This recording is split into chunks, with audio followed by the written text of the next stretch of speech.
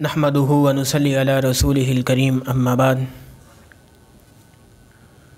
پہلے میں کچھ الفاظ دہراتا ہوں تاکہ آپ کو پتہ چلے میں آج کس بارے میں بات کرنا چاہتا ہوں۔ نہ میں وہابی، نہ میں بابی، میں ہوں مسلم، علمی کتابی۔ یقیناً آپ میرا اشارہ سمجھ چکے ہوں گے میں کس بارے میں بات کرنا چاہ رہا ہوں۔ صرف 2 یا 3 منٹ آپ کے لوں گا، کوئی زیادہ ٹائم نہیں لوں گا۔ اور آج یہ جو آواز بلند کی جا رہی ہے نا ہر طرف سے کہ میں ہوں مسلم، علمی کتابی، یہ ایک لمبی وضاحت ہے۔ اس نعرے کے پیچھے بھی اس کا بہت سا پس منظر ہے جو میں ایک طالب علم ہونے کی حیثیت سے اپنی ناقص رائے پیش کرتا ہوں کہ آخر مسلمانوں کو علمی کتابی کے نام سے کس طرف لے جایا جا رہا ہے، کیونکہ ہر بندہ ایک عام مسلمان جو قرآن کی اصول تفسیر نہیں جانتا، رسول اللہ صلی اللہ علیہ وسلم کے احادیث مبارکہ کے اصول حدیث نہیں جانتا، اور ایک عام بندہ یہ بھی نہیں جانتا حدیث صحیح اور حدیث ضعیف میں کیا فرق ہے، حدیث مقبول میں کیا فرق ہے، حدیث حسن میں کیا فرق ہے، اور جو راوی اندر بیان کر رہے ہیں حدیث کو، ان کا تعارف، ان کا پس منظر، ان کی زندگی کے حالات، ان کے بارے میں جو اقوال دوسرے صحابہ کرام کے، تابعین کے، یا اس وقت کے دوسرے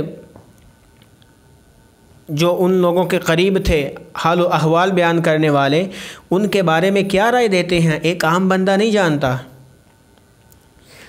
لیکن اس کے باوجود میں ہوں مسلم، علمی کتابی، جب ایک بندے کو پتہ ہی نہیں ہے حدیث صحیح ہے، یہ حدیث مقبول ہے اور یہ حسن حدیث ہے، اس کو فرق کا ہی نہیں پتہ، تو جب وہ پڑھے گا تو بغیر اصول حدیث جانتے ہوئے وہ انہی حدیثوں پر عمل کرے گا، تو مجھے بتایا جائے کیا وہ اس کا عمل کرنا ٹھیک ہوگا؟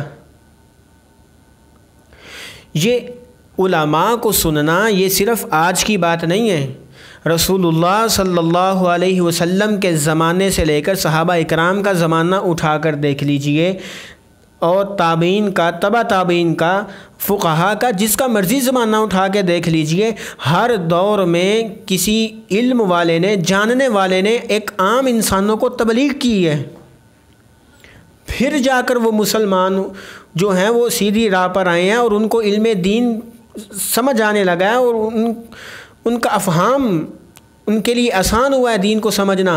کب؟ جب علماء کو سنا ہے۔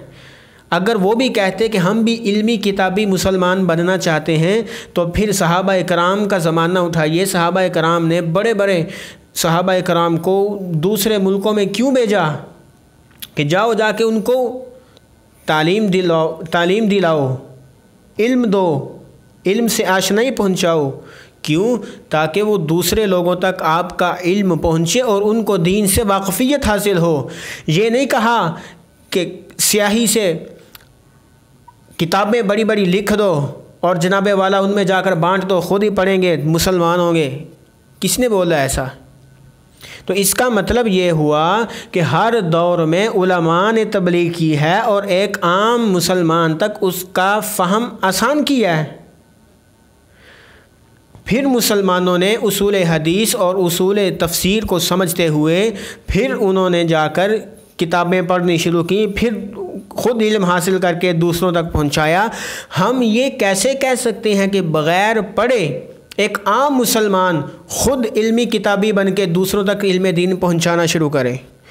اگر یہی بات ہے تو میں مرزا صاحب سے ایک سوال کرتا ہوں، کیونکہ مرزا صاحب کا نعرہ یہ ہے میں ہوں مسلم، علمی کتابی، اور یہ بات کرتے ہیں صرف قرآن اور حدیث کی، کیونکہ اولیاء اور فقہا کے تو یہ قائل نہیں ہے نا، ان میں تو یہ معاذ اللہ عیب نکالتے ہیں۔ اگر کسی ولی کی کرامت بیان کی جا رہی ہو نا تو یہ کہتے ہیں یہ بھی ہو سکتا ہے، یہ بھی ہو سکتا ہے۔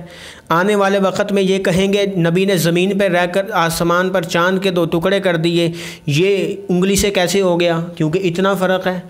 جیسے نبی اور انبیاء علیہم سے زندگی میں رہتے ہوئے معجزات رونما ہوتے ہیں اور ایک عام انسان نہیں سمجھ سکتا، اسی طرح زمین پر رہتے ہوئے اولیاء کرام کے ہاتھوں اللہ کرامات کا ظہور فرماتا ہے جو ایک عام انسان سمجھ نہیں سکتا۔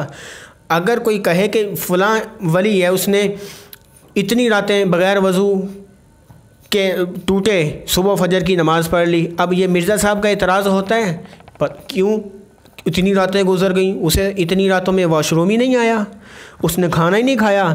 بھائی ولی کی کرامت ہے، اگر آپ کی سمجھ میں آ جائے تو پھر کرامت کس کا نام ہے؟ جس طرح نبی کے ہاتھوں معجزہ رونما ہو تو ایک عام انسان نہیں سمجھ سکتا۔ چاند آسمان پر ٹوٹا، کیسے ٹوٹ گیا سمجھ آتا ہے؟ نہیں، مانا کیوں؟ نبی کے ہاتھوں معجزہ رونما ہوا ہے۔ اسی طرح ولی اگر کوئی کرامت ظہور پذیر لاتا ہے تو پھر اس کا مطلب ہے ہماری فہم سے دور ہے۔ اگر ہماری سمجھ میں آ جائے پھر تو ہر گھر میں ولی پیدا ہو جائیں۔ تو مرزا صاحب سے میرا سوال ہے جو یہ کہتے ہیں کہ علمی کتابی صرف قرآن اور حدیث کو پڑھتے ہوئے لوگوں کو علم پہنچاؤ، تو پھر میرا سوال ہے دور حاضر کے ایسے کئی مسائل ہیں جو نہ قرآن سے ملتے ہیں نہ حدیث سے ملتے ہیں، ان کے لیے فقہا کے پیچھے چلنا پڑتا ہے۔ اور میں نے مرزا صاحب کا کوئی ایسا کلپ نہیں سنا جس میں انہوں نے یہ فرمایا ہو، میں تو ادب سے نام لوں گا نا، یہ فرمایا ہو کہ فقہا کی کتابیں بھی پڑھو۔ کیا جی صرف وہ بخاری پڑھی ہے جی لے آؤ، مسلم پڑھی ہے لے آؤ، مشکات شریف پڑھی ہے جی لے آؤ؟ بھئی کبھی کہو فقہا کی کتابیں بڑی بڑی ہیں جن میں دور حاضر کے، آج کے دور حاضر کے اور عصر حاضر کے کئی مسائل ہیں جو ہمیں فقہا کی کتابیں پڑھ کر ان کی تقلید کر کے پھر سمجھ آتے ہیں۔ اور اگر پھر بھی آپ کا یہ نعرہ ہے کہ میں ہوں مسلم علمی کتابی، تو مجھے ایک سوال کا جواب دیجئے، اور یہ سوال آپ نے صرف قرآن اور حدیث سے جواب دینا ہے۔ مفتیان کرام کے فتاویٰ تو آپ نے پڑھنے نہیں، کیونکہ آپ ان کے قائل نہیں، کہتے ہیں کہ جی علمی کتابی بنو نا، ان کے تو بیان آپ نے سننے نہیں۔ آپ کے سامنے تو سارے چھوٹے ہیں، صرف آپ سب سے بڑے ہیں، اور علماء کرام کے اقوال آپ نے پڑھنے نہیں۔ تو علماء کرام کے اقوال اور فتاویٰ جات اور مفتیان کرام کو سنے بغیر مجھے آپ قرآن اور حدیث سے یہ ثابت کر کے دیں کہ موجودہ دور میں جب سے پاکستان بنا ہے ہم اپنے ملک پاکستان کے جھنڈے کو، جو پاکستان کا جھنڈا ہے، اس کو سلامی پیش کرتے ہیں۔ مجھے یہ آپ علماء اور مفتیان کرام کے فتاویٰ جات پڑھے بغیر یہ بتائیں کہ کیا یہ ہمارا اپنے جھنڈے کو سلامی پیش کرنا درست ہے، جائز ہے یا ناجائز ہے؟ آپ اس کا جواب دیں۔ یہ قرآن سے ثابت نہیں ہے۔ کبھی آپ نے سنا ہے قرآن میں یہ مسئلہ بیان کیا گیا ہو کہ پاکستان کے جھنڈے کو سلامی دینا کیسا ہے؟ ہاں، علماء کے اقوال پڑھے بغیر میں نے کیوں کہا ہے؟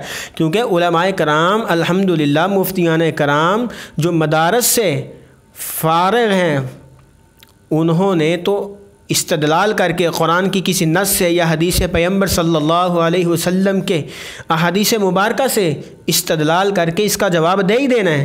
لیکن آپ کے لیے مشکل ہو جانا ہے۔ کیوں؟ آپ بتائیں قرآن اور حدیث میں کہاں موجود ہے کہ اپنے وطن کے یا وطن عزیز کے جھنڈے کو سلامی پیش کرو؟